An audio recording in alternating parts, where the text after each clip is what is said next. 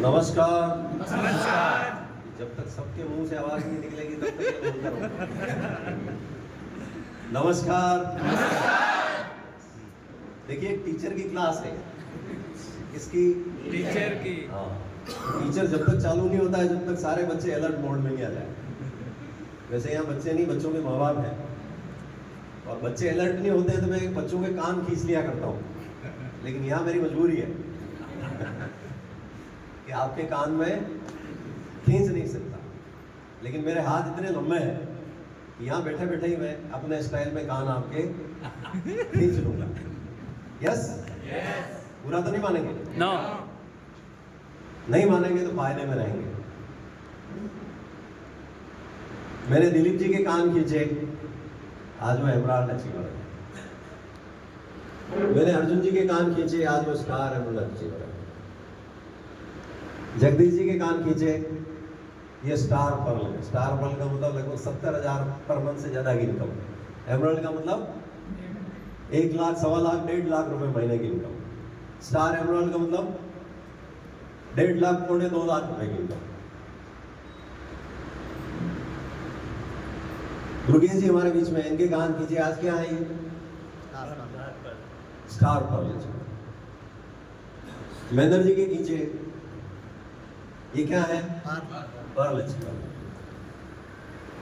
कैलाश जी के खींचे, ठीक है, ये स्टार पर्ल तक पहुंचे। और भी हमारे बीच में टेक्निकल अचीवर है ना? इन्होंने हमारे सिस्टम के माध्यम से कान खिंचवाए हैं, तो ये क्या बन गए? Star pearl achiever.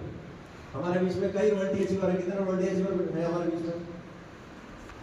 ये भी अपने अपने अपलाइड के माध्यम से, सिस्टम के माध्यम से, गुरुकुल के माध्यम से, टीसीजी के माध्यम से कान खिंचवाते रहते हैं।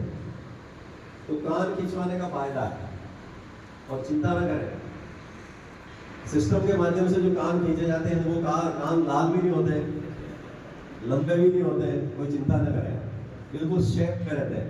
कई बार दिमाग में खतरा रहता है कि कान खिंचवाने से कान लाल तो नहीं हो जाएंगे, कान डिसफिगर तो नहीं हो जाएंगे, कहीं कोई दिक्कत नहीं है। तो कान खिंचवाने का फायदा ही है, नुकसान नहीं है।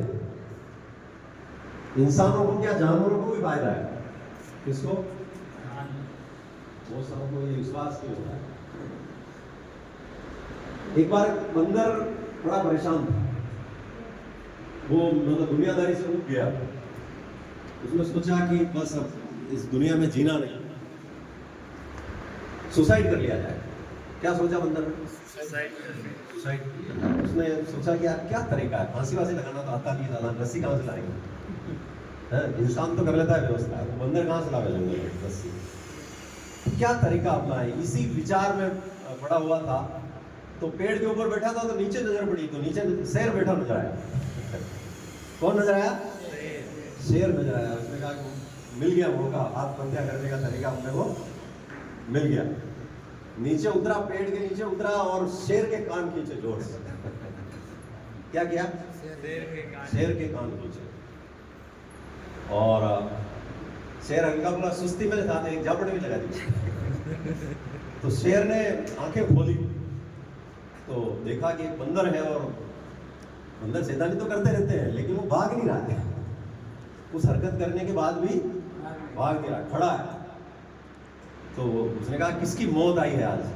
तो उसने कहा कि महाराज मैं हूं, मुझे आप खा जाइए, मैं अब जीना नहीं चाहता, मरना चाहता। शेर ने कहा यार कि आज तक ऐसा कभी हुआ नहीं, शिकार खुद आके कह रहा है कि मुझे निपटा लो। उसने कहा कि पहले पता लगाना पड़ेगा आखिर इसके साथ मामला क्या है। उसने कहा क्यों मरना चाहते हो? उसने कहा कि कोई सर्कल नहीं, कोई आनंद नहीं, कोई खुशी नहीं, जीवन में कोई उमंग नहीं, कोई उत्साह नहीं, साला ऐसा जीने जीकर के क्या करना, मरना चाहता हूँ। शेर ने कहा यार ये हाल तो अपने साथ भी हो रही है, कोई पास में आता नहीं है, कोई हंसी मजाक करता नहीं है, हाँ? और इसने कान खींचे, आज तो बड़ा मजा आया, साला कसरत हो गई कान की, हाँ? तो उसने कहा कि तेरे को किसी ने देखा तो नहीं मेरे कान खींचते हुए? किसने देखा? जंगल में अपन गले हैं, आपके पास आता कौन है? तो उसने कहा यार एक बार और खींच, मजा आया।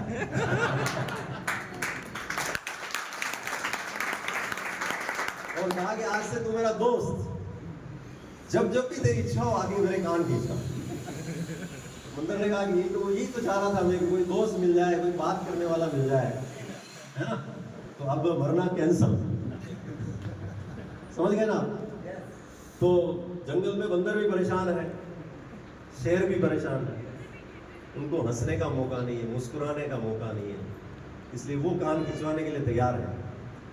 तो वहां तो एक मामूली काम के लिए कान खिंचवाने के लिए तैयार है, लेकिन यहाँ जो सिस्टम के माध्यम से जो कान खींचे जाते हैं, जो एजुकेशन दी जाती है, जो आदतें हमारी बदली जाती है, उसके माध्यम से न केवल हमारे जीवन में बदलाव आता है, कामयाबी आती है, बल्कि आने वाली पीढ़ियों का जीवन बदल जाता है। तो कान खिंचवाने के लिए कितने लोग तैयार हैं? अभी कोई फोटो खींच लेगा और रिकॉर्डिंग हो रही होगी तो देखेंगे यार हिंदुस्तान में ये कौन सी जगह है जहां लोग कान खिंचवाने के लिए तैयार हैं। तो बिल्कुल साथियों, और हमने केवल कान खींचे नहीं है, हमने अपने कान भी खिंचवाए हैं, तभी तो आज रूबी लेवल पर है। यस। और सबसे ज्यादा जो कान खिंचवाने का मुझे मौका मिला है वो रेस्पेक्टेड टीसीजी सर के माध्यम से मिला है। एक बार जोरदार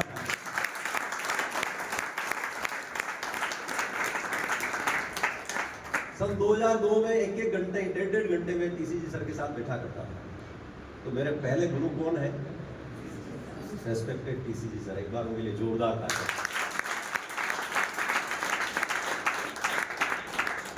इसके बाद जीवन में कई गुरु मिले जिनके माध्यम से जानकारियां मिली, प्रेरणाएं मिली, आगे बढ़े।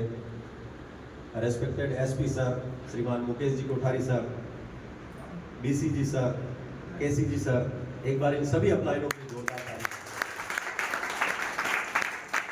इस सिस्टम के जितने भी कोर लीडर्स हैं, इंक्लूडिंग दिनेश जी चौधरी, हमारे सिस्टम के जितने भी कोर लीडर्स हैं, एक बार उनके लिए भी जोरदार तालियां।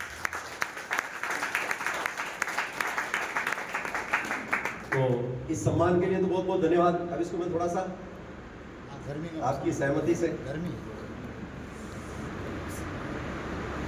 हाल ठीक ठाक है, जितने भी बचे हुए हैं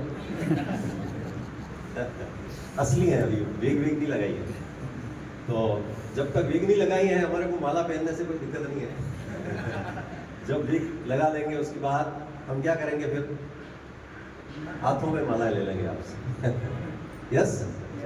तो एक माला ही पहनता हूँ फिलहाल, तो फिर बाद में धीरे धीरे मालाएं हटा देंगे, लेकिन अभी तक असली है बात। यस। और जब मालाओं से मन भर जाता है, वैसे धीरे धीरे हम मालाएं अपने आप ही हटा देते हैं। तो अब हमारा मालाओं से मन भर गया है, इसलिए मेरे साथियों से क्या कहता हूँ, एक माला पहनाया करो। हो सकता है आने वाले समय में ये कहूँ कि माला एक भी नहीं पहनानी, लेकिन वो नियम आप पर नहीं थोपूंगा। यस, ये हमेशा ध्यान रखें।